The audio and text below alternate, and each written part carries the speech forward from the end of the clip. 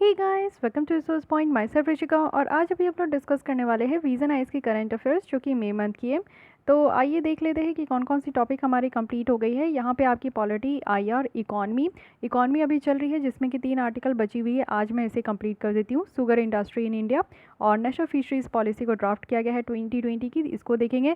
Rice export promotion forum, इसको देखेंगे। तो ये 3 आर्टिकल बची है, आज आपकी ये तीनों कंप्लीट हो जाएगी। इसके अलावा आपका यहाँ पे इन्वायरमेंट, सोशल इशू और साइंस एंड टेक कंप्लीट हो चुका है। इसको कंप्लीट करने के बाद जो है कल हम लोग सिक्योरिटी के लेसन है, यहाँ पे भी सिर्फ 3 आर्टिकल है जो कि काफ़ी इंपॉर्टेंट है सिक्योरिटी के जो क्वेश्चन आते हैं उसके पॉइंट ऑफ व्यू से। तो इसको हम लोग कल कंप्लीट कर लेंगे। उसके बाद आपका जो बचता है, एक सेकेंड, एक दिन आपका कल्चर का लेसन आएगा और उसके बाद जो यहाँ पे न्यूज़ इन शॉर्ट है वो सारे हम लोग यहाँ पे देखने वाले हैं, ठीक है, क्योंकि इस बार बहुत ज़्यादा है तो इसको 1-2 लेसन में हम लोग निपटा लेंगे। और फिर उसके बाद आत्मनिर्भर भारत के लिए एक ही लेसन आएगी जिसमें कि आपको देखने को मिलेगा कि बहुत अच्छी तरीके से इसमें आपका समझाया गया। तो मैं कोशिश करूँगी कि इसको आपके जो है शॉर्ट में और सिग्निफिकेंट तरीके से मैं यहाँ पे आपको समझा पाऊँ। गवर्नमेंट स्कीम्स की तो अलग से एक टॉपिक आती है जिसमें कि आपको ये सारे दिख जाएंगे। ओके, तो चलिए स्टार्ट करते हैं। 2-3 दिन में ये भी ये जो आपकी मैगजीन है कंप्लीट हो जाएगी, फिर हम लोग नेक्स्ट मंथ की स्टार्ट करेंगे। साथ ही इसके साथ आपकी अप्रैल मंथ की भी चलते जा रही है, कुछ कुछ टॉपिक बची हुई है उसको मैं कंप्लीट करते रहूँगी। ओके, तो चलिए स्टार्ट करते हैं इकॉनमी की आज की लेसन। और प्रीवियस लेसन देखने के लिए या फिर कोई भी मंथ की देखने के लिए आप मेरे चैनल को सब्सक्राइब कर सकते हो, प्लेलिस्ट में आकर आप लोग देख सकते हो। तो चलिए स्टार्ट करते हैं।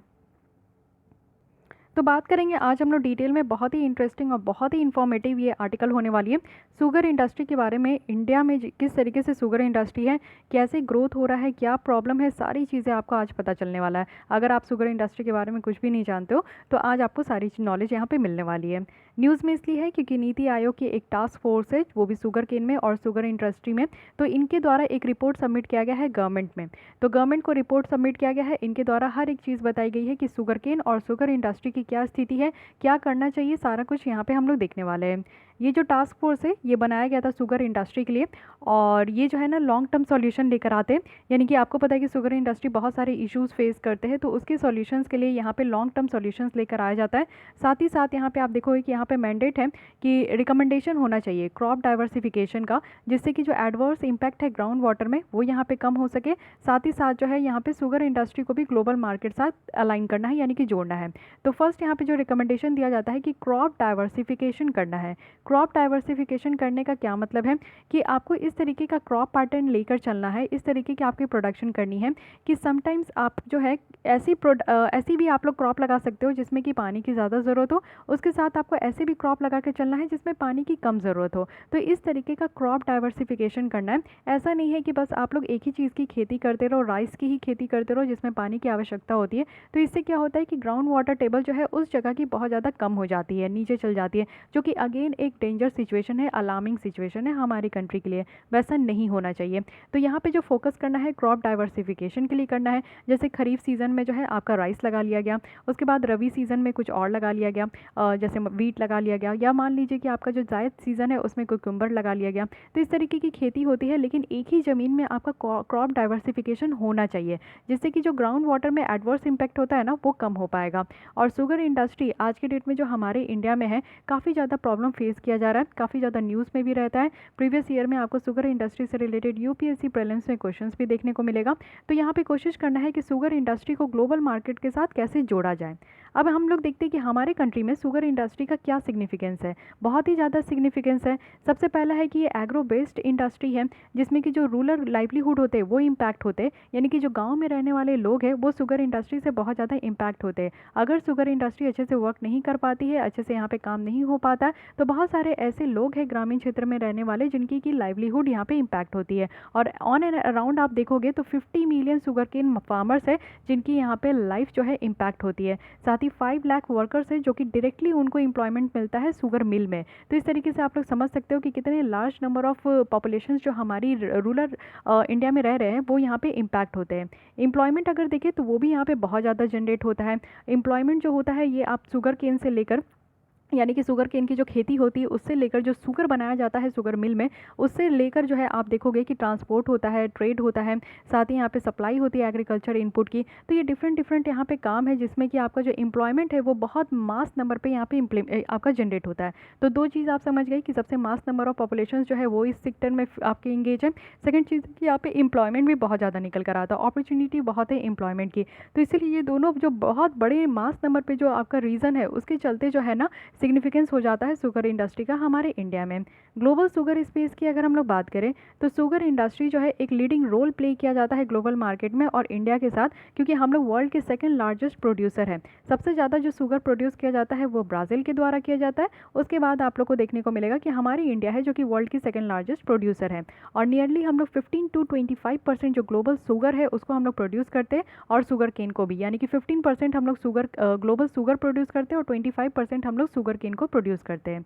लिंकेज अगर देखें दूसरी इंडस्ट्री के साथ तो शुगर इंडस्ट्री जो है वो यहाँ पे शुगर कॉम्प्लेक्सेस को बनाने में अवेल है, और इससे जो है ना मैन्युफैक्चरिंग क्या है, तो शुगर को मैन्युफैक्चर किया जाता है, बायो इलेक्ट्रिसिटी को मैन्युफैक्चर किया जाता है, बायो इथेनॉल है, बायो मैन्योर है और केमिकल है, ये सारी चीज़ का भी यहाँ पे मैन्युफैक्चर किया जाता है। यानी कि दूसरे इंडस्ट्री के साथ भी जो है शुगर इंडस्ट्री को लिंकेज में मिला है, यानी कि इस दूसरे इंडस्ट्री के साथ जो है मिलाकर शुगर इंडस्ट्री का काम चलता है। ग्रोथ अगर हम लोग शुगर इंडस्ट्री का इंडिया में देखें तो अच्छा खासा एक स्टेप लिया गया है जिससे कि शुगर सेक्टर्स को थोड़ी सी लिबरेशन दिया जाए, यानी कि थोड़ा सा छूट दिया जाए, और वो कंट्रोल से, यानी कि 1998 में कुछ ऐसा स्टेप्स लाया गया है जिससे कि शुगर इंडस्ट्री को कंट्रोल से यहाँ पे छूट दिया गया है, जिससे कि वो अच्छा खासा काम कर सके अपने फ्रीडम के हिसाब से।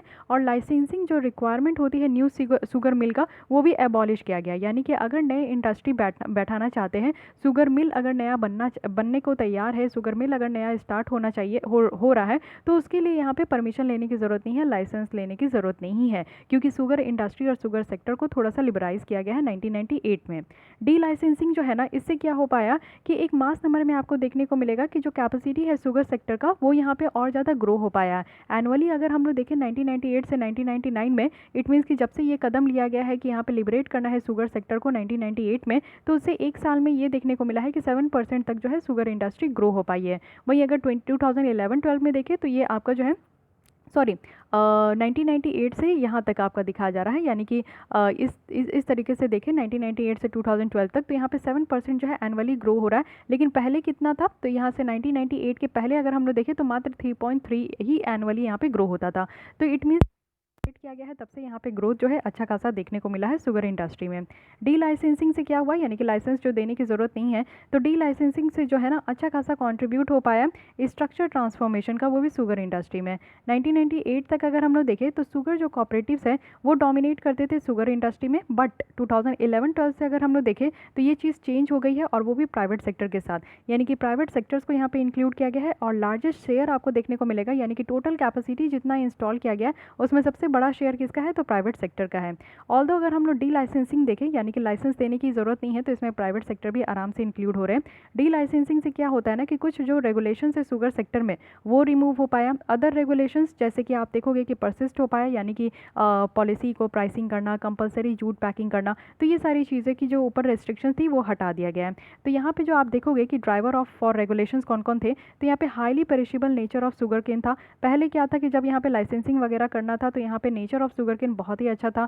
स्मॉल लैंड होल्डिंग जो शुगर केन फार्मर्स थे वो इसमें इंक्लूड थे। साथ ही साथ यहाँ पे ज़रूरत था कि जो शुगर का प्राइस है वो रीजनेबल और अफोर्डेबल लेवल में होना चाहिए, जिससे कि ये यहाँ पे पीडीएस सेंटर्स के थ्रू जो है यहाँ पे आपका बेचा जाता था। यानी कि पीडीएस क्या होता है, public distribution system. It means कि जो भी यहाँ पे गरीब लोग होते हैं उनको यहाँ पे बहुत ही सस्ते दाम में, यानी कि सब्सिडाइज रेट में जो है सरकार के द्वारा यहाँ पे फूड ग्रेन्स प्रोवाइड किया जाता है। तो ये सारी आप लोग देख सकते हो कि सिग्निफिकेंस है और एक ग्रोथ है हमारे शुगर इंडस्ट्री का इंडिया में। लेकिन फिर भी इसके अलावा भी अगर हम लोग देखें कि इतना लिबरलाइजेशन करने के बावजूद, इतना अच्छा खासा कंट्रीब्यूशन होने के बावजूद भी जो हमारी शुगर इंडस्ट्री है वो कहीं ना कहीं प्रॉब्लम फेस करती है। तो प्रॉब्लम क्या क्या है ये देखते हैं। सबसे पहला प्रॉब्लम है इसके रेगुलेशन का। रेगुलेशन में भी अगर हम लोग देखें तो केन रिजर्वेशन एरिया और बॉन्डिंग का, यानी कि जहाँ पे शुगर केन आपका उगाया जाता है उस जगह रिजर्वेशन करना और बॉन्डिंग करना। हर एक डेजिग्नेटेड मिल जो है यहाँ पे शुगर बनाया जाता है, उनको ये ऑब्लाइज किया गया है, यानी कि वो कमिट करते हैं कि वो यहाँ पे केन जो है ना केन फार्मर से ही वो परचेज करेंगे, और केन रिजर्वेशन एरिया से ही, यानी कि एक एरिया है जहाँ पे आपका रख दिया गया है कि सिर्फ यहाँ पे आपके गन्ने की ही खेती होगी और कोई खेती नहीं होगी। तो उस जगह से ही जो है यहाँ पे मिल वगैरह को ऑब्लाइज कर दिया गया है कि वो यहीं से शुगर केन खरीदेंगे और ये जो है शुगर आपका प्रोड्यूस करेंगे। साथ ही साथ फार्मर्स को भी ये बाउंड किया गया है ना कि वो अपने जो शुगर केन है वो बस इसी मिल को ही वो बेचेंगे। तो इस तरीके का जो है ना आपका एक कमिटमेंट रख दिया गया, एक आपका बॉन्डिंग रख दिया गया। इससे क्या हो पाया कि मिनिमम सप्लाई जो केन का होता था वो यहाँ पे मिल को जाता था। वहीं अगर हम लोग यहाँ पे कमिट जो किया गया था मिल को कि वो यहाँ पे मिनिमम प्राइस में ही प्रोक्योर करेंगे, तो वही चीज़ें हो रहा था, ज़्यादा फ़ायदा नहीं हो पा रहा था। तो ये जो अरेंजमेंट है इससे क्या हुआ ना कि फार्मर्स की जो बार्गेनिंग पावर है वो कम हो गई, क्योंकि आप सोचो कि आपको फिक्स कर दिया गया। जैसे मैं किसान हूँ तो मैं अगर खेती कर रही हूँ और गन्ने उगा रही हूँ तो मुझे ये फिक्स कर दिया गया ना कि मैं टाटा की ही जो मिल है उसी में मैं बेचूंगी और कहीं नहीं बेचूंगी। तो वो जितना प्राइस बोलेंगे मुझे उसी में उनको देना पड़ेगा, वो जितना भी मिनिमम प्राइस बोलेंगे मुझे उसी में देना पड़ेगा। ऐसे क्या होगा कि अगर मैं खुले मार्केट में जाऊँगी तो अडानी आएंगे, टाटा आएंगे, अंबानी आएंगे, सारे लोग आएंगे, तो मेरी बार्गेनिंग पावर होगी। मैं बोलूँगी कि नहीं, जो जितना ज़्यादा बोली लगाएगा, एक होता है ना कि जो जितना ज़्यादा दाम देगा मैं उसी को जो है अपने शुगर केन बेच सकूँगी, तो उससे मुझे ज़्यादा प्रॉफिट हो पाएगा। तो ये सेम चीज़ यहाँ पे फार्मर्स के साथ हो पाया, और फार्मर्स यहाँ पे फोर्सफुली जो है ना सिर्फ एक ही मील को यहाँ पे बेच पा रहे थे। तो ये सबसे बड़ा प्रॉब्लम देखने को मिला। मिल्स की अगर बात करें तो यहाँ पे फ्लेक्सिबिलिटी यहाँ पे ख़त्म हो गई थी, क्योंकि मिल्स का क्या था ना कि जितना उस फार्मर के साथ जिसमें कॉन्ट्रैक्ट किया गया, तो उस फार्मर के साथ जितना वहाँ पे शुगर केन आपका उस फार्मर्स के द्वारा प्रोडक्शन किया जाता था बस उतने ही मिल को मिलता था, उससे ज़्यादा तो उनको मिल नहीं पाया। उनसे कम अगर मिल गया, किसी समय जो है नेचुरल कैलामिटीज़ आ गई, ड्राउट आ गया या फिर फ्लड आ गया, तो शुगर केन की जो फसल है वो भी बर्बाद हो जाती है। तो मिल्स को ज़्यादा फ़ायदा नहीं हो पा रहा था। मिल्स के पास जो है ना जितना फार्मर्स उगा पा रहे थे उतना ही आ पा रहा था। सेकंड है कि मिनिमम डिस्टेंस क्राइटेरियन है। तो इसके अगर अंदर देखें, शुगर केन कंट्रोल ऑर्डर के अंदर जो सेंट्रल गवर्नमेंट है उनके द्वारा एक मिनिमम रेडियल डिस्टेंस रखा गया 15 किलोमीटर, यानी कि दो शुगर मिल के बीच में जो है ना सिर्फ 15 किलोमीटर होना चाहिए, इससे ज़्यादा का डिस्टेंस नहीं होना चाहिए। ये जो रेगुलेशन है ये एक्सपेक्ट किया जा रहा था कि मिनिमम अवेबिलिटी हो पाएगी केन की, वो भी सारे मिल्स के लिए, यानी कि जहाँ पर भी आपका खेती वगैरह किया जाता है, प्रोडक्शन किया जाता है शुगर केन का, तो उसके अगल बगल जितने भी मिल्स हैं ना उनके बीच में जो डिस्टेंस है वो 15 किलोमीटर होना चाहिए, जिससे कि जो यहाँ पे शुगर केन के जो फार्मर्स के द्वारा शुगर केन का प्रोडक्शन होता है तो वो यहाँ पे जो है ना सारे मिल्स को अवेलेबल हो सके। तो ये जो क्राइटेरिया है ना, जब यहाँ पे आप देखोगे कि मार्केट बहुत ज़्यादा बर्बाद होती है इस क्राइटेरिया से, वर्चुअल मोनोपोली होती है लार्ज एरिया का, यानी कि आप लोग देख सकते हो कि जो फार्मर्स है जिनको कमिट किया गया है कि वो सिर्फ इसी मिल को बेचेंगे, तो वो सिर्फ इसी मिल को बेच पाते हैं, और जितने प्राइस में यहाँ पे बेचना होता है उतने ही प्राइस में दे पाते हैं, ज़्यादा तो इसमें आप बार्गेनिंग भी नहीं कर पाते। तो इससे जो है ना खास जो है यहाँ पे आपका फ़ायदा नहीं हो पाता है। साथ ही यहाँ पे कंपटीशन भी रेस्ट्रिक्ट हो जाता है, और जहाँ पे जिस फील्ड में कंपटीशन नहीं होता है वहाँ पे ग्रोथ की चांसेस बहुत ज़्यादा कम हो जाती है।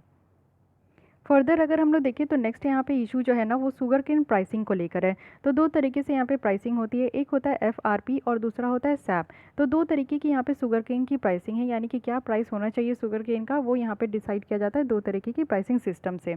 तो शुगर मिल जो है ना उसको यहाँ पे ज़रूरत होता है कि वो यहाँ पे पे करे या तो FRP की तरफ से या फिर SAP के जैसा, वो भी शुगर केन फार्मर को इर्रिस्पेक्टिव जो कि मार्केट की प्राइस है, यानी कि मार्केट की प्राइस के हिसाब से फार्मर्स को नहीं यहाँ पे सेल करना है, पर यहाँ पे बेचना है, यहाँ पे पे करना है। वो यहाँ पे जो पे करेंगे इसका जो शुगर केन का प्राइसिंग है उसी के अकॉर्डिंग यहाँ पे जो है शुगर मिल को पे करना है।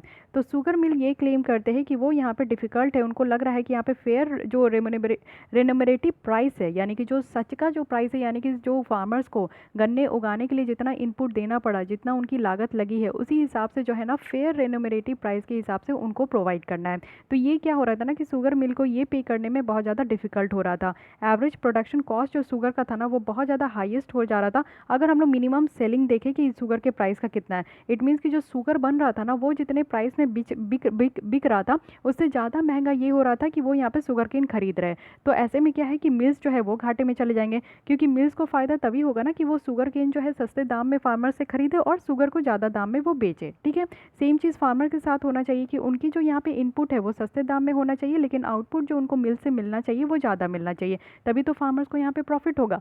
बट ऐसा नहीं हो पा रहा था, फार्मर्स को भी यहाँ पे कम पैसे मिल रहे थे, मिल्स को भी यहाँ पे जो शुगर बेचने में पैसे मिल रहा था वो यहाँ पे कम था अकॉर्डिंग टू द जो फार्मर्स को वो यहाँ पे पैसे पे कर रहे थे। तो ये जो कंप्लेन निकल कर आया, फिर नेक्स्ट है कि ट्रेड पॉलिसी अगर शुगर का देखें तो गवर्नमेंट जो है कुछ कंट्रोल यहाँ पे सेट किया गया था गवर्नमेंट के द्वारा दोनों में, एक्सपोर्ट और इम्पोर्ट में। तो ये जो कंट्रोल है ना ये इम्पोज किया गया कब, जब डोमेस्टिक यहाँ पे अवेबिलिटी हो जाती थी उसके बाद, यानी कि पूरी तरीके से अगर हमारे कंट्री के सारे पॉपुलेशंस को जो है पूरी तरीके से शुगर केन और शुगर की जो डिमांड है वो पूरी मिल जाती थी, तब इसको एक्सपोर्ट किया जाता था। और साथ ही साथ डिमांड पूरी हो गई या फिर शुगर केन की प्राइसिंग पूरी हो गई, तब इसको एक्सपोर्ट या फिर इम्पोर्ट करते थे। इससे क्या हुआ कि इंडिया का जो ट्रेड है वर्ल्ड में, ट्रेड ऑफ शुगर का, वो बहुत ज़्यादा कम हो गया, क्योंकि हम लोग मेनली फोकस किए अपनी कंट्री के ऊपर। और हमारी कंट्री में पॉपुलेशन इतनी ज़्यादा है कि भाई अगर हम लोग हर एक इंसान की यहाँ पर डिमांड पूरी करने लगे तो हम तो कभी एक्सपोर्ट कर ही नहीं सकते। अगर एक्सपोर्ट करना है तो उस हिसाब का जो है ना सिस्टम रखना पड़ेगा, बेसिक चीज़ें रखनी पड़ेगी, जो कि बेसिक चीज़ें उतनी ज़्यादा स्ट्रॉन्ग नहीं थी हमारे यहाँ। इवन तो इंडिया के द्वारा देखें तो 17% यहाँ पे ग्लोबल शुगर प्रोडक्शंस में जो है कंट्रीब्यूट किया गया, जो कि सेकंड लार्जेस्ट प्रोड्यूसर कहा जाता है पूरे वर्ल्ड में। और साथ ही साथ यहाँ पे देखें कि जो यहाँ पे कॉस्ट ऑफ कंसिडरेबल इनस्टेबिलिटी है शुगर केन इंडस्ट्री का और इसकी प्रोडक्शन की, तो वो भी यहाँ पे यानी कि इनस्टेबिलिटी देखने को मिला शुगर केन इंडस्ट्री और इसके प्रोडक्शन का। नेक्स्ट जो इशू है वो है यहाँ पे रेगुलेशंस, जो कि बाई प्रोडक्ट के द्वारा रेगुलेट किया जाता है। आपको पता है कि गन्ने जब यहाँ पे आपकी जैसे आप लोग भी गन्ने का रस पीते हो, तो उसमें से क्या होता है ना कि जो गन्ने का रस निकालते हैं उसमें से जो कचरा वेस्ट निकलता है उसको मोलासिस या बैगेस कहते हैं। तो मोलासिस और बैगेस का भी फर्दर बहुत ज़्यादा यूज़ होता है। लेकिन यहाँ पे क्या है ना कि जो रेगुलेशन है बाई प्रोडक्ट है, इसी को बाई प्रोडक्ट कहते हैं। तो जो रेगुलेशंस है ना वो यहाँ पे अगर हम लोग देखें तो कुछ रेस्ट्रिक्शंस लगा दिया गया था, वो भी शुगर केन के बाई प्रोडक्ट का। तो बाई प्रोडक्ट क्या है, मोलासिस और बैगेस है।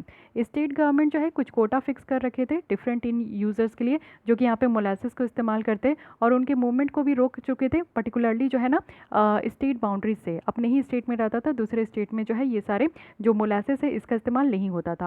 मिल्स भी जो है ना उनको भी रेस्ट्रिक्ट कर दिया गया था कि वो यहाँ पे पावर जनरेट जो सेलिंग करते हैं, यानी कि जो पावर जनरेट होता है बैगेस से दूसरे अदर स्टेट में, तो वो इसको नहीं बेच सकते हैं, उसको भी रोका गया था। कुछ रेस्ट्रिक्शंस जो है ना वो भी यहाँ पे आपका लगाया गया था, जो भी रेवेन्यू यहाँ पे मिलता था, यानी कि यहाँ पे इकोनॉमिक एफिशिएंसी को रिड्यूस करने के लिए और साथ ही साथ यहाँ पे को जनरेशन के लिए जो भी यहाँ पे रेवेन्यू मिलता था वो भी यहाँ पे जो है आपका रेस्ट्रिक्शन लगा दिया गया। तो बाई प्रोडक्ट का भी सही तरीके से इस्तेमाल नहीं हो रहा है, बाई प्रोडक्ट का भी यहाँ पे मैनेजमेंट सही तरीके से नहीं हो रहा है।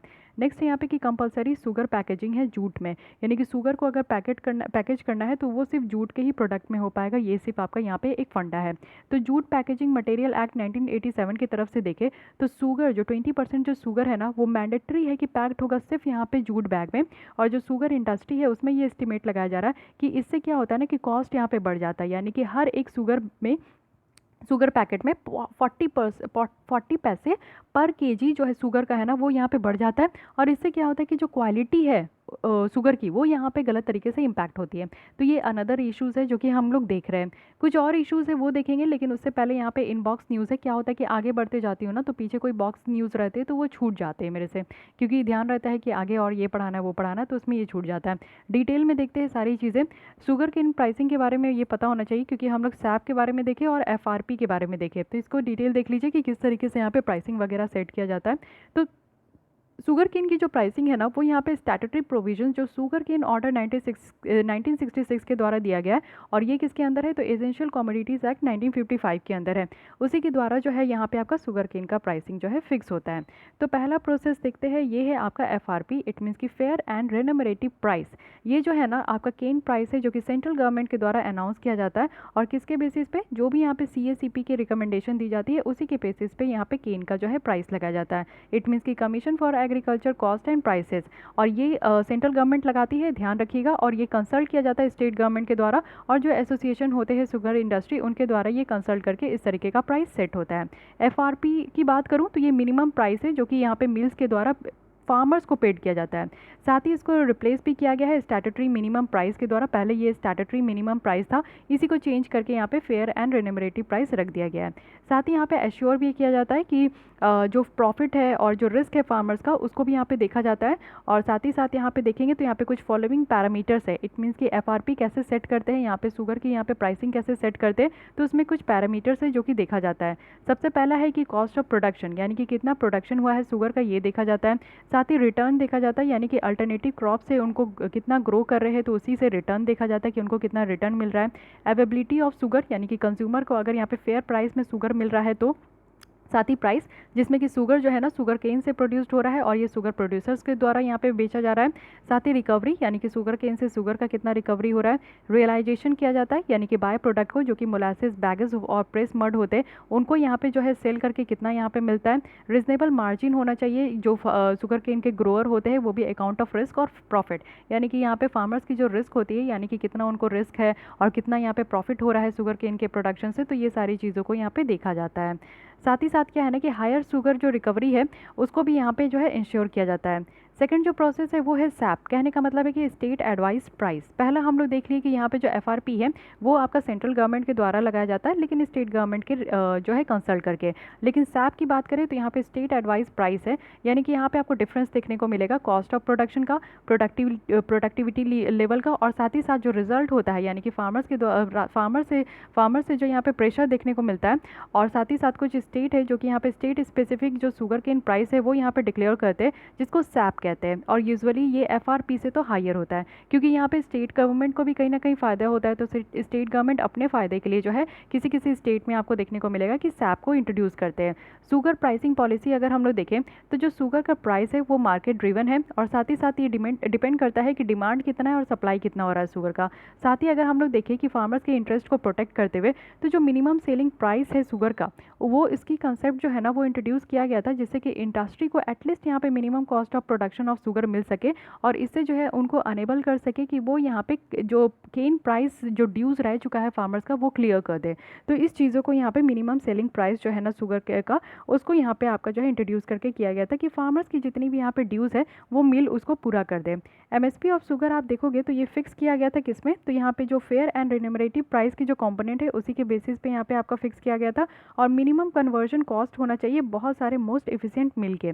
तो इस तरीके से जो है ना यहाँ पे आपका एमएसपी पे भी ध्यान देना है। साथ ही जो शुगर प्राइसिंग पॉलिसी जो आपका यहाँ पे स्टेट एडवाइस प्राइस है, तो इस पर भी ध्यान देना है। तो मेनली आप लोग देख सकते हो कि शुगर केन की प्राइसिंग के लिए जो है ना यहाँ पे सेंट्रल गवर्नमेंट भी अपने तरीके से एक मेथड लेकर आया है जिसको एफआरपी कहते हैं, और स्टेट गवर्नमेंट के द्वारा अपना एक मेथड है जिसको सैप कहते हैं। तो इसके बीच में कन्फ्यूजन हो जाता है, हर एक स्टेट जो है अपने हिसाब से यहाँ पे शुगर प्राइसिंग करते हैं और सेंटर के द्वारा अपने हिसाब से शुगर प्राइसिंग किया जाता है। तो ये क्या होता है ना कि जब भी आप देखते हो कि एक ही वर्ड, हमारे यहाँ वर्कर्स, हर एक कानून में आपको वर्कर्स जो है ना डिफरेंट डिफरेंट डेफिनेशंस देखने को मिलता है। तो इससे क्या होता है कि हर किसी को यहाँ पे कन्फ्यूजन होता है, वर्कर्स भी खुद ही नहीं समझ में आता, वर्कर्स को भी खुद नहीं समझ में आता है कि उनको डिफाइन कैसे किया जाता है हर कानून के तहत।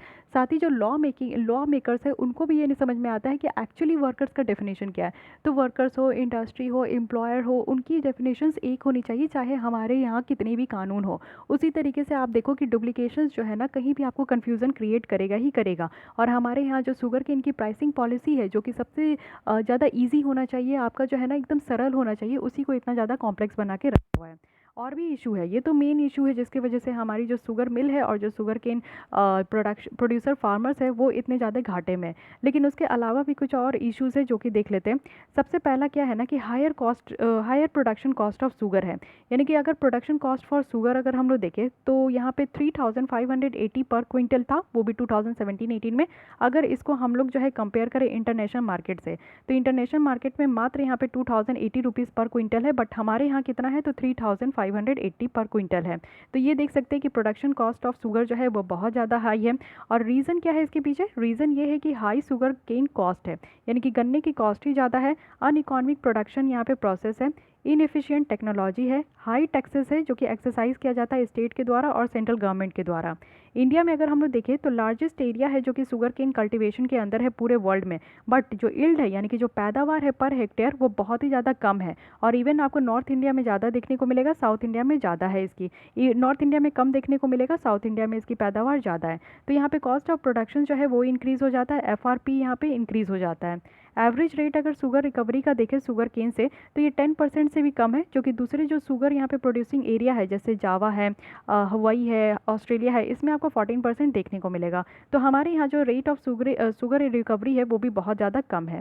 नेक्स्ट है कि सीजनल नेचर है इंडस्ट्री का, जो शुगर इंडस्ट्री है उनका एक सीजनल कैरेक्टर है, और क्रशिंग सीजन जो है नॉर्मली आपको देखने को मिलेगा कि 4 से 7 मंथ है, वो भी एक साल में, जिसमें कि आपका जो है मिल में रहता है। बाकी जो है ना 4 से 7 मंथ ही यहाँ पे मिल में काम होता है, बाकी महीने काम नहीं होता है। और वर्कर्स जो है ना आइडली यहाँ पे हाफ ऑफ द ईयर जो है वो यहाँ पे काम करते हैं। तो ये भी प्रॉब्लम है कि इंडस्ट्री का जो यहाँ पे नेचर है काम करने का वो यहाँ पे सीजनल है। इनएफिशिएंसी है, हमारे यहाँ की जो शुगर मिल है वो इतना ज़्यादा एफिशिएंट नहीं है। मोस्ट ऑफ द जो फैक्ट्रीज देखेंगे वो प्राइवेट सेक्टर में है, और जो कि सेटअप किया गया था ये 5 to 6 डिकेड अगो, यानी कि 50-60 ईयर्स पहले देख यहाँ पे आपका सेटअप किया गया था। तो जो कॉस्ट ऑफ प्रोडक्शन है इस तरीके के यूनिट की, ये बहुत ही ज़्यादा आपका अनड्यूली हाई है, बहुत ही ज़्यादा हाईली है। और यहाँ पे मैकेनिकल जो यहाँ पे एफिशिएंसी है, मशीन वगैरह का जो एफिशिएंसी है वो भी बहुत ज़्यादा कम है।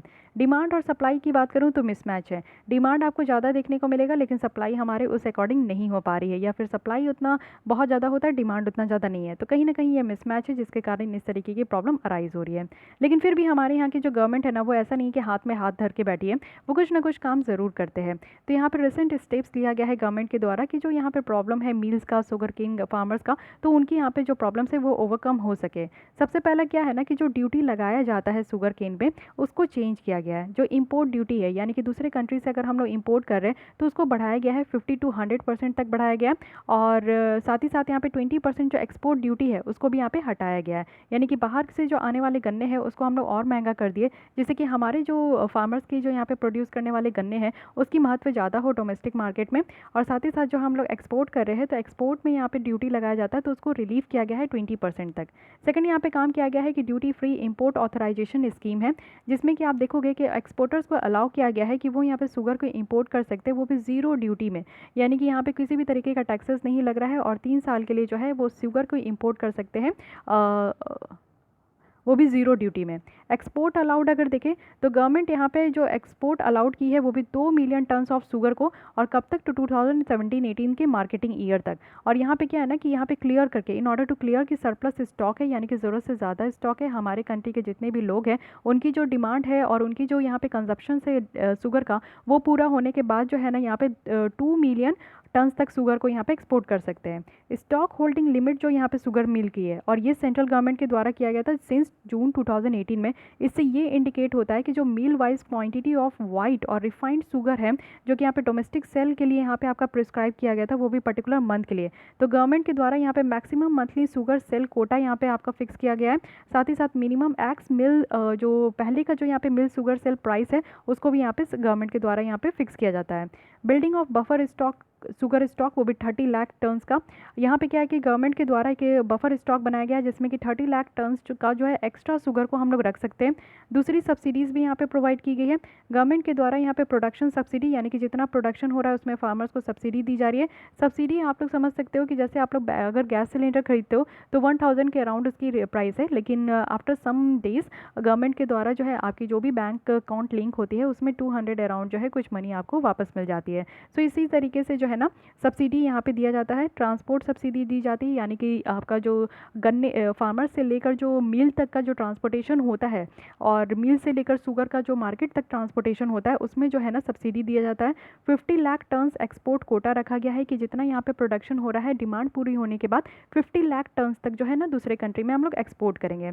इथेनॉल ब्लेंडिंग प्रोग्राम भी लाया गया है। इट मीन्स कि सेंट्रल गवर्नमेंट जो है ना वो नोटिफाई की है कि मैंडेटरी कर दिया गया है कि पेट्रोल के साथ जो है पूरे कंट्री में 10% जो है ना इथेनॉल ब्लेंडिंग होगा, यानी कि इथेनॉल मिलाया जाएगा।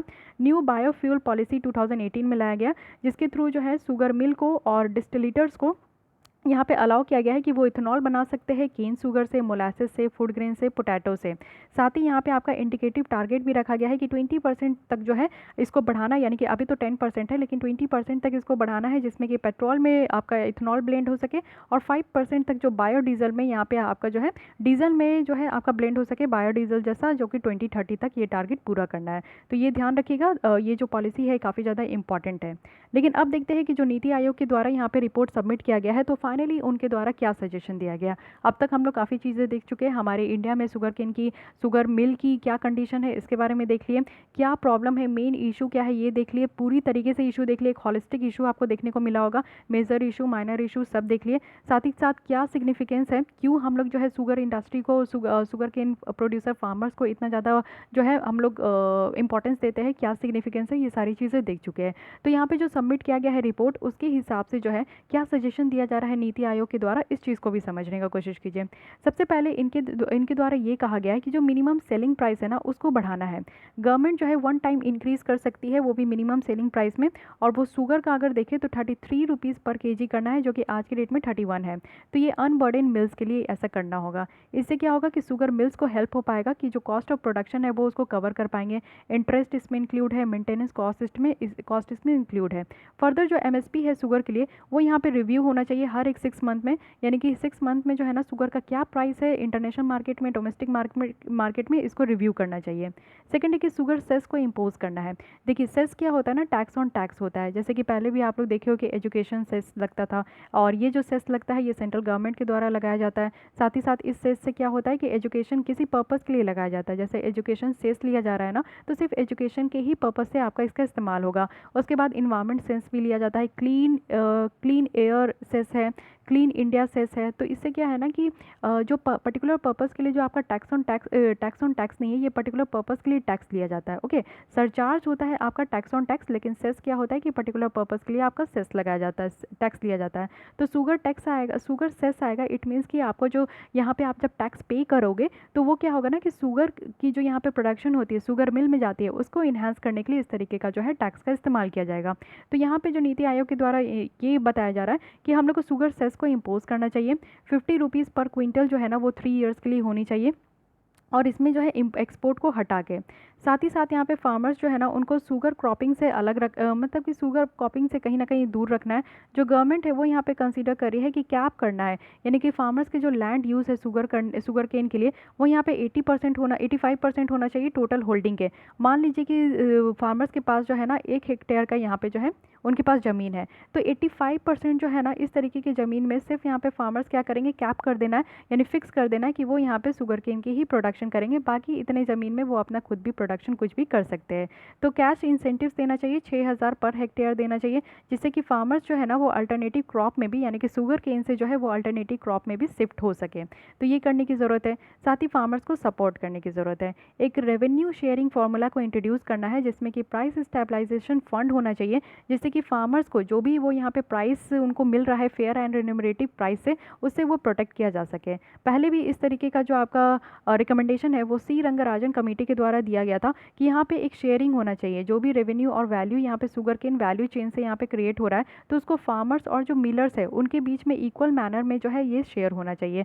तो ये सारी आपकी जो है यहाँ पे सजेशन दी गई है, रिकमेंडेशन दी गई है, तो ये सारी बातों को आप लोग को ध्यान रखना है। आई होप कि आपको ये आर्टिकल अच्छा लगा होगा, समझ में आया होगा। बहुत ही डिटेल में हम लोग ने डिस्कशन किया शुगर इंडस्ट्री को लेकर, जो भी डाउट था या फिर कुछ भी नहीं पता था, तो अब आप लोग को हॉलिस्टिक वे में सारी चीज़ें पता चल गया है कि नहीं। अब आते हैं एक अनदर इंटरेस्टिंग आर्टिकल है, जिसमें कि आपको फिशरी सेक्टर के बारे में हमारे इंडिया में पता चलेगा। ऑलरेडी इसके बारे में हम लोग बहुत सारी आर्टिकल डिस्कस किए हैं पहले भी, लेकिन फिर भी एक अलग एंगल आपको पता चलेगा, क्योंकि एक नया नेशनल फिशरीज़ पॉलिसी 2020 यहाँ पे बनाया जा रहा है। तो रिसेंटली जो है डिपार्टमेंट ऑफ फिशरीज़ है उनके द्वारा ये जो पॉलिसी है उसको यहाँ पे इंट्रोड्यूस किया गया है। तो देख लेते हैं कि इस तरीके की पॉलिसी की ज़रूरत क्यों पड़ी। क्योंकि आपको पता है कि फिशरीज सेक्टर्स जो है ना आज की डेट में थोड़ा कांस्टेंट फेस कर रहे हैं, यानी कि थोड़ा ना प्रॉब्लम यहाँ पे देखने को मिल रहा है, क्योंकि स्टैग्नेशन है ग्रोथ में। स्टैग्नेशन कहने का मतलब है कि जब आपका सारी चीज़ें रुक जाए, ठीक है, ग्रोथ भी रुक जाए, एम्प्लॉयमेंट भी रुक जाए, तो उसको स्टैग्नेशन कहते हैं। तो कांस्टेंट में क्या क्या है, लिमिटेड स्कोप है एक्सपेंड करने का, यानी कि इस तरीके के जो सेक्टर है फिशरीज सेक्टर्स को जो बढ़ावा किया जाता है और ज़्यादा बढ़ाया जाता है, तो वो कहीं ना कहीं लिमिट हो गया है। क्यों? क्योंकि ओवर कैपेसिटी देखने को मिलता है टेरेस्ट्रियल वाटर का, अच्छे तरीके से रेगुलेशन नहीं है, अच्छे तरीके से यहाँ पे मैनेजमेंट नहीं है, साथ ही इनएडिक्वेट इंफ्रास्ट्रक्चर है, सही तरीके से इंफ्रास्ट्रक्चर भी नहीं है। इट मीन्स कि फिशिंग हार्बर नहीं है, लैंडिंग सेंटर नहीं है, कोल्ड चेन नहीं है। एक्स्ट्रा अगर यहाँ पे फिश वगैरह पकड़ लेंगे तो उसको रखेंगे कहाँ, डिस्ट्रीब्यूशन सिस्टम कोई प्रॉपर नहीं है, एक मैनर वे में नहीं है, प्रोसेसिंग जो किया जाता है वो बहुत ही बेकार तरीके से किया जाता है, वेस्टेज बहुत ज़्यादा होता है, सर्टिफिकेशन नहीं दिया जाता है, स्किल्ड मैन पावर की यहाँ पे कमी देखने को मिलती है। So these are the reasons. Okay, उसके बाद इनलैंड जो आपका कैप्चर फिशरीज़ है, सीजनल नेचर देखने को मिलता है फिशरीज ऑपरेशंस का, हर समय आपको नहीं देखने को मिलता है, इसका एक फिक्स टेन्योर होता है, लीज राइट होता है, तो ये सारी चीज़ों की कमी है। डिजीज़ है और साथ ही साथ स्पेशल जो डाइवर्सिफिकेशन है उसकी कमी है, स्पीसीज डाइवर्सिफिकेशन की कमी है। जेनेटिक इंप्रूवमेंट अगर बात करें तो ये भी नहीं है। पुअर ब्रोड है, सीड है, जो कि एक आप देखने को मिलेगा कि स्पीसीज स्पेसिफिक ही है, यानी कि यहाँ पे फिशरीज़ में ना डिफरेंट डिफरेंट तरीके के जो फिश होते हैं ना उनकी डाइवर्सिफिकेशन की कमी देखने को मिलती है। और क्या क्या इशू है, तो सबसे पहला यहाँ पे हाई इनपुट कॉस्ट है, यानी कि जितना मेहनत करते हैं वो बहुत ज़्यादा आपका जो है ना उसमें इनपुट में बहुत ज़्यादा आपका कॉस्ट लग जा रहा है, लेकिन आउटपुट उस तरीके से नहीं मिल रहा है। लैक ऑफ एक्सेस है, यानी कि इंस्टीट्यूशनल क्रेडिट की कमी है, क्रेडिट गारंटी है और इंश्योरेंस है। साथ ही साथ यहाँ पे आपको देखने को मिलेगा इन्वायरमेंटल सस्टेनेबिलिटी की भी कमी है, यानी कि ना यहाँ पे क्रेडिट गारंटी दिया जाता है, ना सरकार के द्वारा हेल्प किया जाता है, ना ही कोई यहाँ पे अगर फिशरीज़ की आप अपना खुद का धंधा खोलना चाहते हो, बिजनेस बनाना चाहते हो फिशरीज़ में, तो उसमें आप लोगों को कहीं से भी क्रेडिट नहीं दिया जा रहा है, इंश्योरेंस नहीं मिलता है। तो ये सारी प्रॉब्लम है, यानी कि इन सारी कमी के कारण जो है यहाँ पे हमारी फिशरिंग सेक्टर्स के लिए एक पॉलिसी लाना बहुत ज़्यादा ज़रूरी हो गया है। इसीलिए जो यहाँ पे नेशनल फिशरी पॉलिसीज़ हैं इसमें एक आपको सेक्टरल गेन और साथ ही साथ जो सस्टेनेबल ग्रोथ है उसको कंसोलिडेट होते हुए दिखने को मिलेगा यहाँ पे। साथ ही साथ यहाँ पे पॉलिसी फ्रेमवर्क है जिसमें कि एक गाइडेंस दिया जाएगा स्टेट को, यूनियन टेरिटरीज़ को, कि वो अपने यहाँ जो है स्टेट स्पेसिफिक पॉलिसीज़ को डेवलप करे, कानून लेकर आए, जिसमें कि रेगुलेटरी और डेवलपमेंटल जो यहाँ पे फीचर्स है वो सब होना चाहिए, जिसमें कि शॉर्ट, मीडियम और लॉन्ग टर्म प्लान के लिए यहाँ पे इम्प्लीमेंट किया जाए। ओके, आगे बढ़ने से पहले कि इस पॉलिसी में क्या क्या फीचर्स रखा गया है, पहले हम लोग अपने इंडिया की फिशरिंग सेक्टर्स के बारे में समझते हैं। तो फिशरीज़ एक इंपॉर्टेंट सोर्स है फूड के लिए, न्यूट्रिशन के लिए, एम्प्लॉयमेंट के लिए और इनकम के लिए, जैसे कि आप लोग को ये बहुत पसंद होगा, ठीक है। और न्यूट्रिशन भी इसमें बहुत ज़्यादा मिलता है, प्रोटीन का हाई सोर्सेज होता है, एम्प्लॉयमेंट इसमें बहुत ज़्यादा है, इनकम भी अच्छा खासा होता है। ये जो सेक्टर है ये बहुत ज़्यादा, यानी कि 16 मिलियन फिशर्स को यहाँ पे लाइवलीहुड प्रदान करता है, फिश फार्मर्स को भी यहाँ पे दिया जाता है। साथ ही यहाँ पे ट्वाइस नंबर है, अगर हम लोग वैल्यू चेन के साथ देखें तो यहाँ पे लाइवलीहुड जो है ना बहुत ही ज़्यादा है। सेक्टर्स अगर आप देखोगे तो 6.58% जो है एग्रीकल्चर जीडीपी का यहाँ पे कंट्रीब्यूट किया जाता है। मैराइन एक्सपोर्ट देखें तो ये 5% है टोटल एक्सपोर्ट जो इंडिया से किया जाता है। साथ ही रिसेंट ईयर में देखें तो फिश प्रोडक्शन जो इंडिया में है ना, एवरेज एनुअल ग्रोथ देखने को मिला है जो कि 7% से भी ज़्यादा है। इंडिया की सेकंड लार्जेस्ट प्रोड्यूसर्स है, इंडिया जो है सेकंड लार्जेस्ट प्रोड्यूसर है किसमें, तो फिशरी सेक्टर में। अब आपको बताना है कि इंडिया जो है फर्स्ट लार्जेस्ट प्रोड्यूसर्स किस किस सेक्टर्स में है। ओके, एक दो सेक्टर में तो ये बताइएगा। साथ ही यहाँ पे 2 बेंचेस ऑफ फिशरीज है, जो कि आप लोग इनलैंड देखोगे और मैराइन फिशरीज देखोगे। तो इसमें जो टोटल आपका फ़िश प्रोडक्शन है वो यहाँ पे 65% होता है जो कि इनलैंड सेक्टर से है, और रेस्ट यहाँ पे जो है यानी कि आपका जो 35% है वो यहाँ पे मैराइन फिशिंग से है। तो इनलैंड फिशरीज़ और मैराइन फिशरीज़ होता क्या है ये समझ लीजिए।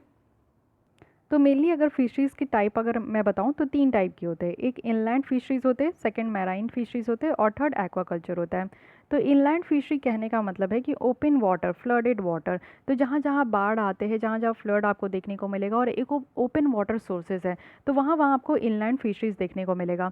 और मैराइन फिशरीज़ कहाँ है, कोस्टल एरिया में। तो कोस्टल एरिया आप लोग समझ सकते हो इस तरीके से, हमारी जो पेनिसुला इंडिया है इसमें जो आपका ऑफ शोर कहने का मतलब क्या होता है कि थोड़ा सा दूर, यानी कि जो कोस्टल और जो यहाँ पे आपका वाटर बॉडीज़ है उसके जो है बीच का जो एरिया होता है, बीच का भी नहीं कहूँगी, जो वाटर एरिया यहाँ पे आपका शुरू होता है उसको ऑफ शोर कहते हैं। जैसे आप लोग देखते हो कि तमिलनाडु में जो आपका फिशरिंग होता है वो ऑफ शोर हो गया, ये मैराइन फिशरिंग हो गया। वेस्ट बंगाल में भी आपको जो है मैराइन फिशरीज़ देखने को मिलेगा, उड़ीसा वगैरह, यहाँ पे जितने भी आपके तटीय है, यानी कि महाराष्ट्र में, गोवा में, गुजरात में, केरल में, कर्नाटक में, ये सब जो है आपका मैराइन फिशरिंग होती है। इनलैंड फिशरीज़ कहाँ कहाँ देखने को मिलेगा, बिहार सबसे बड़ा सबसे अच्छा एग्जाम्पल है। और साथ ही साथ आपकी गंगा रिवर जहाँ जहाँ आपकी गुजरती है ना, जैसे बिहार देख सकते हो, वेस्ट बंगाल भी देख सकते हो, तो ये सारे स्टेट में आपकी इनलैंड फिशरीज़ होती है। एक्वाकल्चर क्या है, फिन फिश है यहाँ पे। और आपको एक्वाकल्चर यानी कि एकदम से जो है फिशिंग करना, यानी कि जो आपका कह सकते हैं कि वो बेसिकली जो है ना मत्स्य पालन कहते हैं ना, कि एक्वाकल्चर यानी कि मछली को पालना, वहीं पे आपका जो है रखना, तो वो होता है। ओके, तो ये क्लियर हो गया, यानी कि हमारे यहाँ जो सबसे ज़्यादा जो टोटल प्रोडक्शन फ़िश का होता है 65% तक इनलैंड सेक्टर से होता है, लेकिन कम जो होता है वो मैराइन फिशिंग से होता है। फिशरीज़ जो आप देखोगे ये स्टेट सब्जेक्ट है, पूरी तरीके से जो है स्टेट गवर्नमेंट के अंदर आती है, और ये सब्जेक्ट आपका जो मेंशन होता है हमारे संविधान में 7th शेड्यूल में आपको देखने को मिलेगा।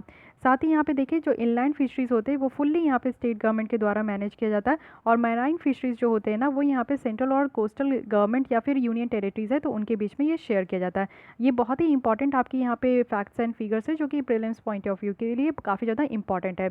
कोस्टल स्टेट और यूनियन टेरिटरीज़ की बात करें तो ये रिस्पॉन्सिबल किस लिए है, तो यहाँ पे फिशरीज़ की डेवलपमेंट के लिए, मैनेजमेंट के लिए, रेगुलेशंस के लिए, जो कि सी वाटर में है और ये 12 नॉटिकल माइल्स के ही अंदर है। जैसे आप लोग देखिए ये कोस्टल एरिया है, तो कोस्टल एरिया से जो है ना इस तरीके का आपका टेरेस्ट्रियल लिमिट होता है जिसको 12 नॉटिकल माइल कहते हैं, ठीक है। इसके और आगे जाइएगा तो फिर अगेन ये 12 नॉटिकल माइल होता है और फिर उसके बाद जो है आपका स्पेशल इकोनॉमिक जोन आता है जो कि 200 नॉटिकल माइल तक आपको देखने को मिलेगा। तो इस तरीके का जो है कैटेगराइज किया गया है। ये आपका नहीं इकोनॉमिक आपका जो है ये EEZ के लिए है, ना कि सेज के लिए, ओके। तो सेंटर यहाँ पे रिस्पॉन्सिबल है कि कैसे यहाँ पे फिशरीज़ को जो है EEZ वाटर में आपका जो है वो डेवलप करना है, मैनेज करना है, रेगुलेट करना है, जो कि अप टू 200 नॉटिकल माइल्स तक होता है। तो ये ध्यान रखिएगा, सेंट्रल गवर्नमेंट का कहाँ पे हक है, सेंट्रल गवर्नमेंट का यहाँ पे 2 जगह है, मैराइन फिशरिंग में और साथ ही साथ यहाँ पे 200 नॉटिकल माइल्स तक अगर यहाँ पे फिशरिंग हो रही है। साथ ही इनलैंड जो फिशरिंग हो रही है उसमें कम्प्लीटली जो यहाँ पे आपका अधिकार है वो स्टेट गवर्नमेंट का है, ओके। अब देख लेते हैं कि की फीचर्स क्या क्या है, ये जो आपका पॉलिसी लाया जा रहा है इसमें क्या क्या अधिकार रखा जा रहा है। सबसे पहला है कि फिशरीज मैनेजमेंट प्लान बनाया जा रहा है। सेंटर के द्वारा एक फिशरी मैनेजमेंट प्लान बनाया जाएगा जो कि साइंटिफिक मैनेजमेंट और रेगुलेट करने के लिए जो भी यहाँ पे मैराइन फिशरीज है। और सेकंड है कि इंटीग्रेटेड फिशरीज डेवलपमेंट प्लान होगा, गवर्नमेंट यहाँ पे प्रिपेयर करेगी, इंप्लीमेंट करेगी, वो भी इंटीग्रेटेड फिशरीज डेवलपमेंट प्लान, जिससे कि शेयर जो हमारे इकोनॉमी में है स्टेट गवर्नमेंट और सेंट्रल गवर्नमेंट के बीच में बेटर तरीके से हो सके। फिशरीज स्पेशल प्लान है, स्टेट गवर्नमेंट जो है वो यहाँ पे फिशरीज स्पेशल प्लान को प्रिपेयर करेंगे और गाइडलाइंस यहाँ पे दिया जाएगा सेंट्रल गवर्नमेंट के द्वारा, वो भी डेटा कैसे मैनेज करना है, एनालिसिस कैसे करना है, डिसीजन मेकिंग कैसे करना है, तो ये सारा काम। लेजिस्लेशन की बात करें तो सेंट्रल के द्वारा यहाँ पे कॉम्प्रिहेंसिव कानून बनाया जाएगा जिसको नेशनल मैराइन फिशरीज बिल 2019 कहा गया है। हॉलिस्टिक रिसोर्स यूटिलाइजेशन है वो भी यहाँ पे EEZ वाले रीजन में।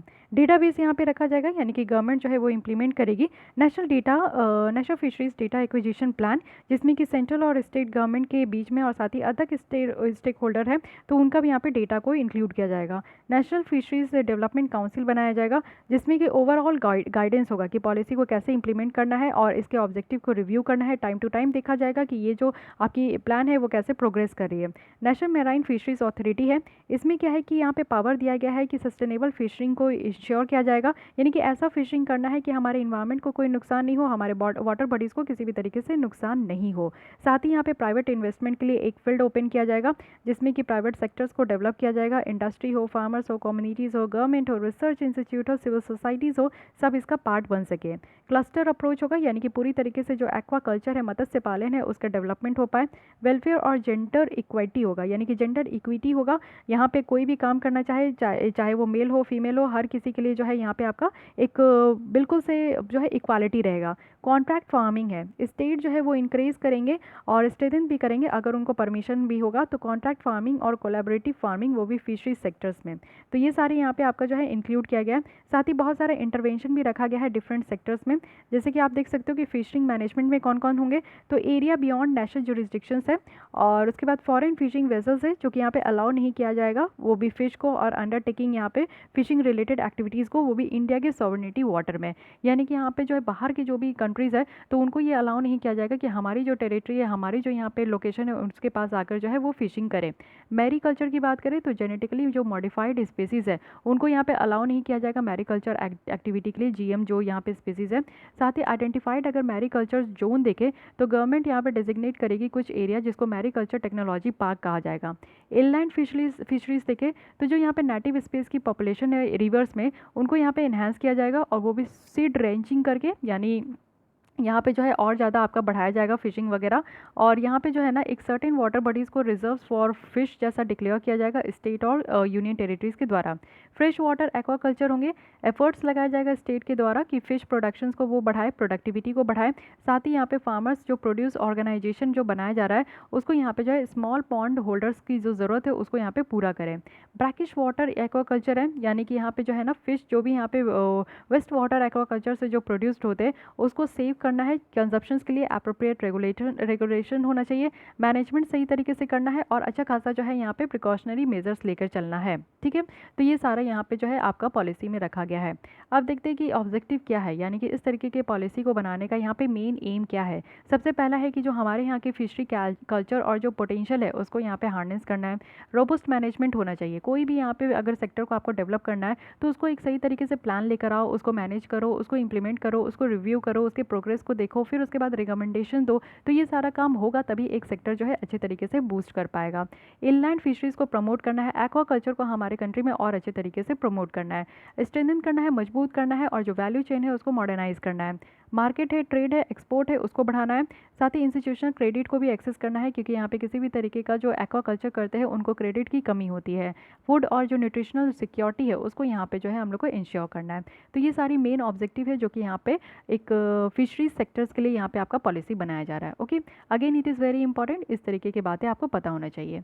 Coming to the last topic of our economic sections of me Vision IAS magazine, तो ये है राइस एक्सपोर्ट प्रमोशन फोरम। अब इसमें देखते हैं कि बात क्या किया जा रहा है। गवर्नमेंट के द्वारा ये फोरम सेटअप किया गया है और किसके अंडर में, तो एपिडा के अंडर में। तो एपिडा क्या है, agriculture and processed food export promotion development authority है, यानी कि यहाँ पे जो फूड का यहाँ पे प्रोडक्शन होता है प्रोसेस्ड फूड का, साथ ही यहाँ पे एक्सपोर्ट को प्रमोशन करने के लिए ये अथॉरिटी बनाया गया है।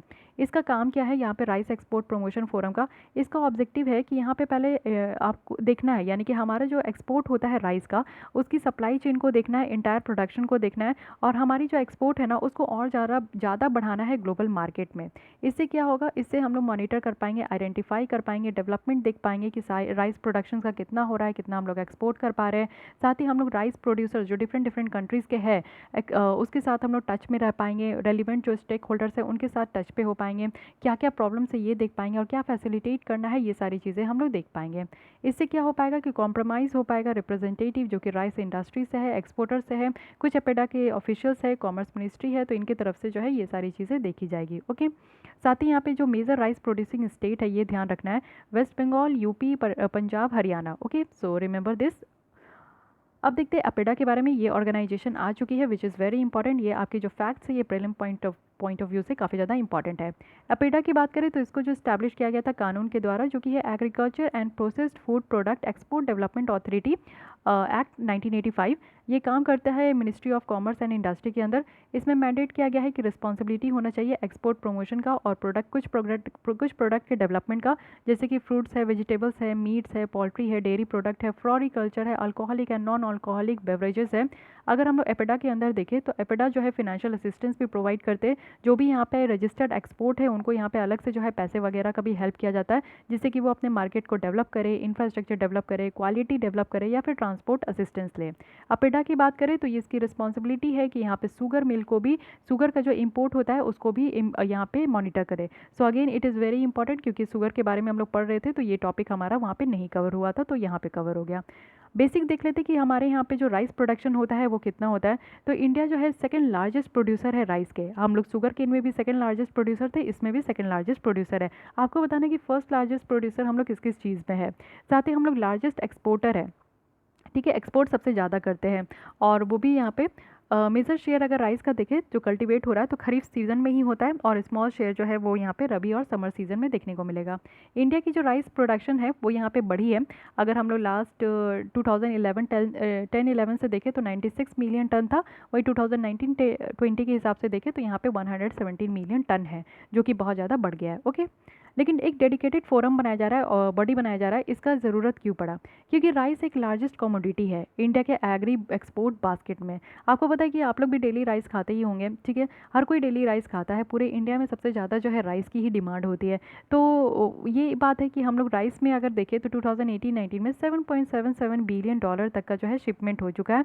बासमती एक्सपोर्ट आप देखोगे तो 4 बिलियन तक और नॉन बासमती जो है वो 3 बिलियन डॉलर तक का हुआ है। ओवरकम अगर हम लोग देखें तो राइस एक्सपोर्टर जो चैलेंज है उसको हम लोग कम कर सके, यानी कि बहुत सारा चैलेंज देखने को मिलता है जिससे कि हमारी जो ग्लोबल कॉम्पिटिटिवनेस में जो हमारी पावर है वो कहीं ना कहीं अफेक्ट हो पाती है। तो बहुत सारे जो है ना स्टेक होल्डर इन्वॉल्व होते हैं, तो उसके लिए इफेक्टिव रिजोल्यूशन होना चाहिए। हमें जो मिनिमम सपोर्ट प्राइस देते हैं, गवर्नमेंट यहाँ पे मिनिमम सपोर्ट प्राइस देती है, यानी कि जब यहाँ पे राइस की पैदावार स्टार्ट होती है तब गवर्नमेंट यहाँ पे क्या करते हैं ना कि पर केजी या पर क्विंटल वो कितना खरीदेंगे उस तरीके से मिनिमम जो है वो तय कर देते हैं। अगर वो मार्केट में नहीं बिका तो सरकार उसको उतने मिनिमम तय मूल्य में वो खरीद लेते हैं। साथ ही साथ यहाँ पे इंटरनेशनल स्टैंडर्ड के साथ इसको कंप्लाइज किया जाएगा। रेस्ट्रिक्शन है एक्सपोर्ट का, वो भी डोमेस्टिक प्राइस जो राइस होता है उसके केस में। लॉजिस्टिक इशू देखने को मिलता है, ठीक है। तो ये सारी यहाँ पे प्रॉब्लम है, ये सारी जो है देखने को मिलता है कि हम लोग को काम करने का ज़रूरत है जिसमें कि राइस एक्सपोर्टर की जो यहाँ पे चैलेंजेस है उसको ओवरकम कर सके।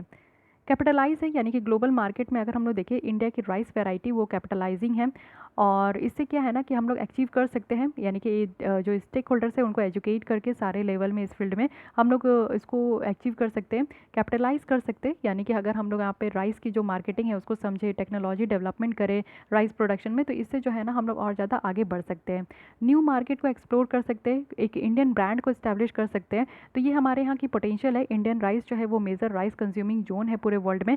तो हम लोग की ये हो सकता है कि हम लोग एक अच्छा खासा इंडियन ब्रांड को और ज़्यादा प्रमोट करें। अवेयरनेस की कमी है, सबसे पहली बात तो यही है कि इन्फॉर्मेशन और जो नॉलेज होता है एक्सपोर्ट प्रोड्यूसर सर्टिफिकेशंस का, तो इसको ज़रूरत है कि हम लोग अप्रोच करें, लेकिन इस चीज़ की कमी देखने को मिलता है। Direct seeding of rice, DSR, ये होता क्या है? पंजाब और हरियाणा में आप देखोगे कि शॉर्टेज ऑफ लेबर देखने को मिल रहा है। ट्रांसप्लांटेशन ऑफ पैडी जो कि अपकमिंग खरीफ सीजन में है, तो इससे क्या है ना कि उनको इनकरेज किया जा रहा है कि वो यहाँ पे डायरेक्ट सीडिंग ऑफ राइस कर सकते हैं, वो भी कन्वेंशनल ट्रांसप्लांटिंग के प्लेस में। यानी कि किसी तरीके से आप लोग देखते हो कि जैसे राइस की पैदावार होती है तो उस तरीके का जो हमारा मेथड चलते आ रहा है, तो वो नहीं करके क्या करना है कि यहाँ पे डायरेक्ट सीडिंग करना है, यानी कि बीज वगैरह जो है ना राइस की डायरेक्ट यहाँ पे रोपना है, क्योंकि लेबर की कमी देखने को मिल रहा है।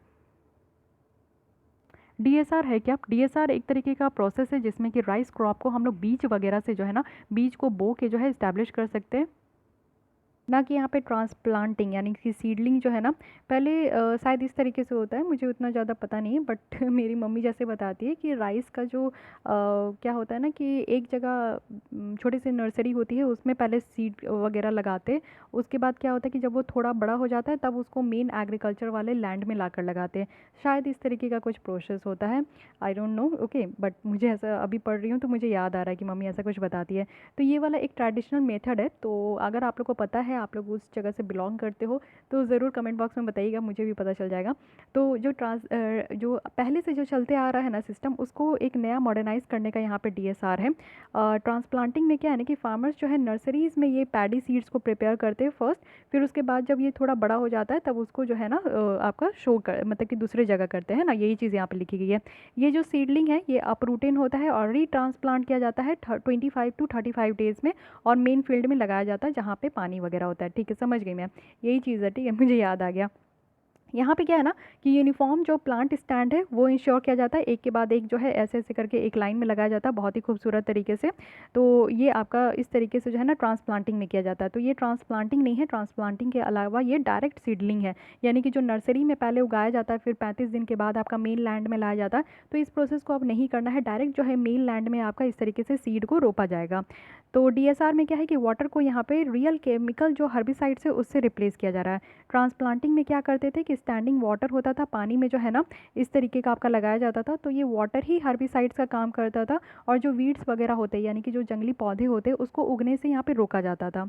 एडवांटेजेस क्या है DSR का? यहाँ पे क्या है ना कि इरिगेशन जो वाटर है, सिंचाई करने के लिए जो पानी है वो काफ़ी ज़्यादा सेव हो पाएगा, लेबर की भी कमी कम है, लेबर की भी ज़्यादा ज़रूरत नहीं है, एनर्जी भी कम यहाँ पे हो पाएगा, टाइम भी कम लगता है, इमिशन जो ग्रीन हाउस गैस का है वो भी यहाँ पे कम हो पाएगा।